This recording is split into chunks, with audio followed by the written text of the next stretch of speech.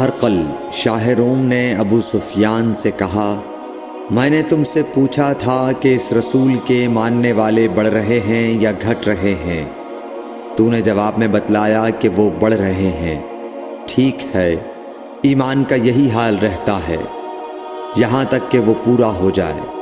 اور میں نے تجھ سے پوچھا تھا کہ کوئی اس کے دین میں آ کر پھر اس کو برا جان کر پھر جاتا ہے؟ تو نے کہا نہیں۔ اور ایمان کا یہی حال ہے، جب اس کی خوشی دل میں سما جاتی ہے تو پھر اس کو کوئی برا نہیں سمجھ سکتا۔ صحیح بخاری حدیث نمبر 51۔